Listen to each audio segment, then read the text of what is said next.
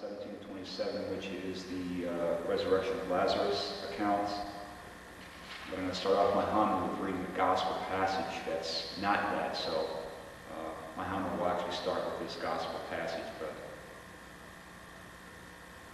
so I'm not confused with the other.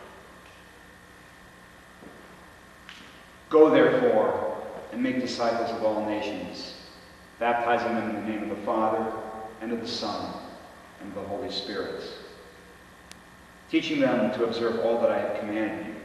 And behold, that I am with you always, until the end of the age.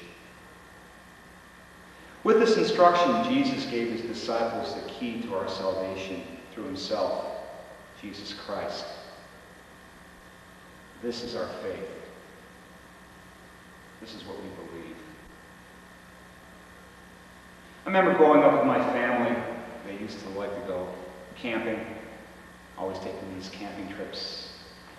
And we started off small. I remember starting off with the tents, then moving up to the small little pop-up trailer, and then a larger pop-up trailer, and then finally the full-size motorhome, which we parked in a campground, and it stayed there.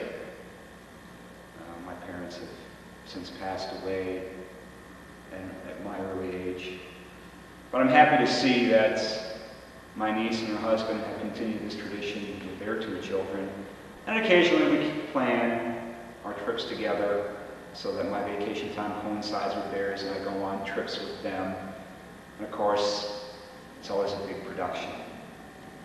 Pack the car, get that last little item you need, the last little nook and cranny inside the kayak or inside the cooler or under the seats.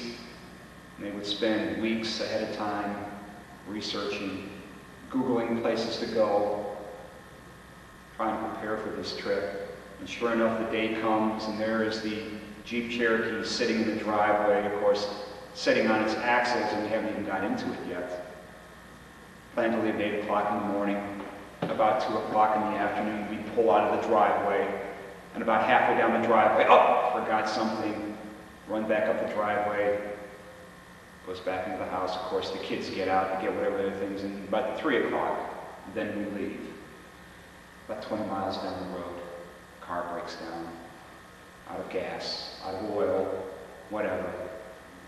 Eventually, about midnight, we get to where we're going. I've always enjoyed taking vacations, all these trips. It's something what kind of like our life is like. But we're not on a trip. We're on a journey. So what is the difference between a trip and a journey? Well, a trip, you have a starting point, but then you come back to where you started from. We're on a journey. It started with what Christ promised us in baptism. Salvation through him. This is what we believe. This is our faith. In the gospel reading, Martha attested to this faith. I know he will rise in the resurrection on the last day. Our journey begins in baptism. And again, it does end with Jesus Christ. Like our camping trips, there were bumps in the road. We had a hard time getting there, the car breaking down, running out of gas, forgetting something in the driveway. But we can always take comfort in the fact that Jesus himself in our journey will lead us to the heavenly kingdom. He will help us along that bumpy road. God's free gift of grace is openly given to us in our baptism. And our response to that gift is faith.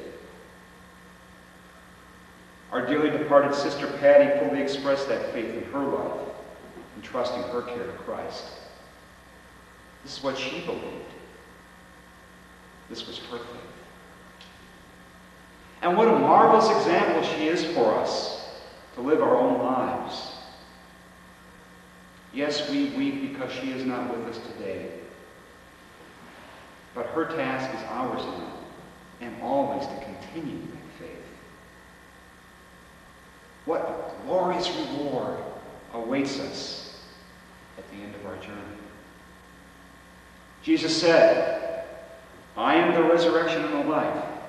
Whoever believes in me, even if he dies, will live. And everyone who lives in me will never die. This is our faith. This is what we believe.